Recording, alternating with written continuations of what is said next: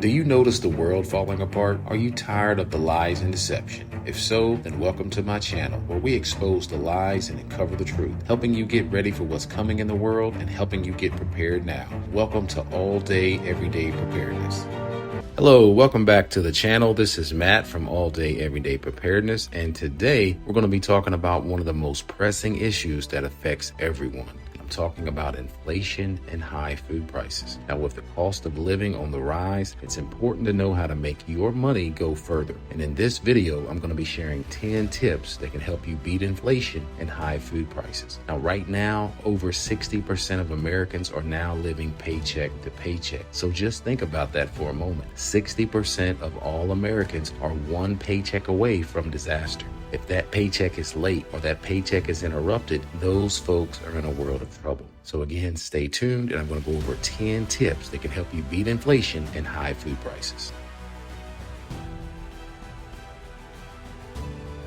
Okay guys, tip number 1 is simple, and that's to plan your meals in advance. Now, by planning your meals in advance, you can make sure that you're only buying what you need when you go to the grocery store. This will also stop you from impulse buying. This will help you save money, not only on food, but it will also reduce on food waste. Now, another important tip to go with tip number 1 is to do a complete inventory of any and all groceries or all food items that you have in your home. This is very simple. You can do something like a simple Word document or something more advanced like an Excel spreadsheet, but you can list out every single item that you have. That way you know what to buy and when to buy it. So tip number 1, guys, is to plan your meals in advance.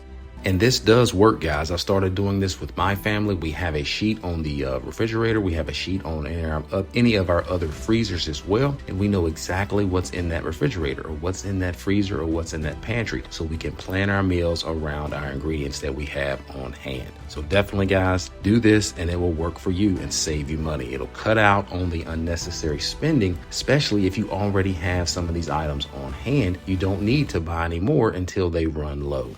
All right, guys, tip number 2 is to shop at any discount or discount grocery stores. Now, discount stores often have lower prices on food and other household essential items. Now, this can help you save money overall on your grocery bill when you do need to go grocery shopping. So even if you don't have a discount grocery store in your particular city or town, even if it's just a 30-minute drive or an hour drive, normally it will be well worth the savings to go ahead and make that drive. So just look online, guys, if you don't have one of these in your particular area, and 9 times out of 10, the sales and prices that they have are much cheaper than your big box stores like Walmart, Kroger, and Aldi. So it's definitely worth the drive, guys. You want to shop where you can get the best bang for your buck.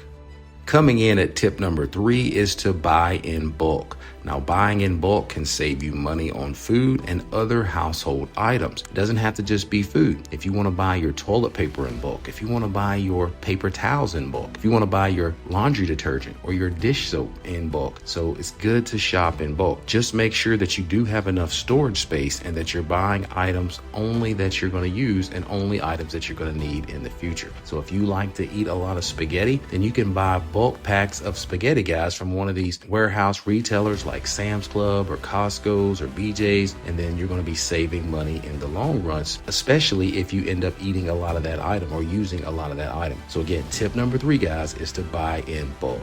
Tip number 4, guys, is to grow your own food. Now, growing your own fruits and growing your own vegetables can save you money on your grocery bill, and it will give you access to fresh, healthy produce. And more importantly, you've grown it with your own hands. Also, guys, it's a fun and rewarding hobby. The whole family can get involved, especially if you have children. They'll love putting their hands in the dirt. They'll love gardening with you, and they'll love learning about growing their own food. Now, as we're only about 2 months away, guys, as you can see, from spring. This winter has flown by. Spring and summer will be here before you know it. So you want to be thinking about these things now, getting your seeds, getting your soil, maybe amending your soil, getting it ready to go for the spring and summer planting season. So again, tip number 4, guys, is to grow your own food. It can be done indoors, guys. It can be done outdoors. You can grow things like herbs. You can grow lettuce, spinach. All those things are easy to grow indoors. But again, you want to get prepared for these things now. So tip number 4, again, was growing your own food.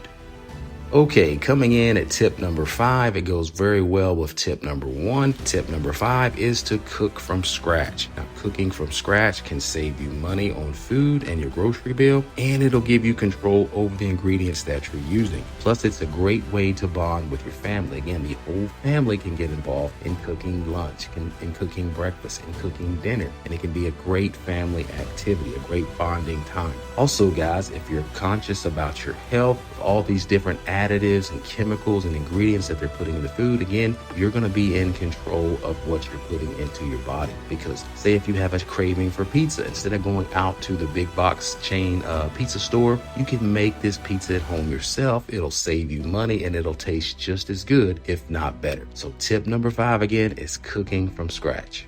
All right, guys, tip number 6 is to use coupons and discounts. Now, coupons and both discounts can help you save money on your grocery bill or any other household items that you have to buy. Now, just make sure that you're buying items, again, that you need, not buying items just because they're on sale. But that can also work in reverse. If you know that you're going to need a lot of items of this particular item in the future and it is on sale and you use a lot of that on a weekly, monthly, or yearly basis, then certainly go ahead and buy those now while they're on sale or while you can take advantage of those coupons. So again, tip number 6, guys, is to use coupons and discounts. You want to save as much when and where possible.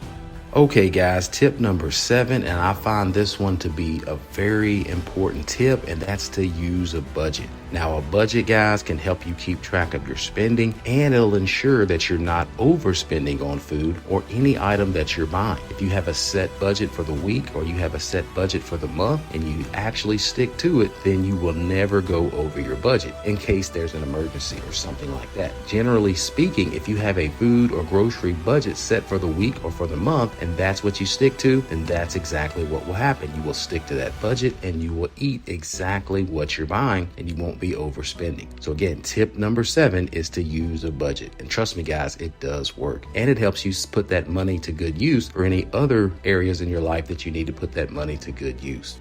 Okay, guys, tip number 8 is to shop at your local farmer's market. Now, let's say for some reason you're not able to do tip number 4, which was to grow your own food. You can still buy fresh, locally grown produce at typically lower prices than you'll find at the supermarket. So farmers markets are great, guys. Plus, you'll be supporting your own local farmers, and that's key to your local economy. So again, tip number 8 is to shop at your farmer's market. Also, guys, at your farmer's market, depending on where you live, a lot of times it's just seasonal, but in some bigger locations, they have this going on all year round. It won't be technically fresh. It'll be frozen meat, but you can get a good deal on your meats as well. If you have the storage space, you may want to look into buying like a half a beef or a quarter beef or a whole beef if you have the space for it, because that is definitely cheaper than what you're going to get at the supermarket.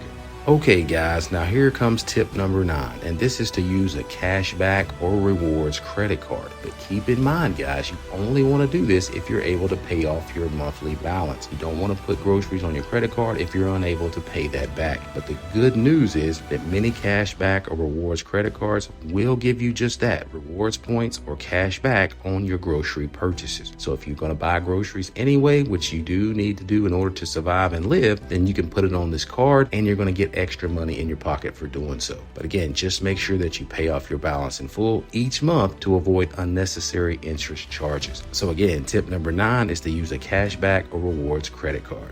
All right, guys, tip number 10 is to invest, but just make sure before you do any investing that you understand the risks that are involved. This is not financial advice, and before you invest, you want to seek the advice of a qualified financial advisor. But I will tell you that you can invest in things such as gold or silver. There's also other ways to invest, such as stocks or bonds. But for me, the safest bet is gold and silver because it's a real tangible asset. We all know that inflation is extremely high right now, and it's devaluing our dollar, and it's making our purchasing power less and less. So if the economy eventually tanks or eventually crashes, gold and silver will be a real tangible asset that you can use to further and better your life. So again, tip number 10, guys, is to do some investing.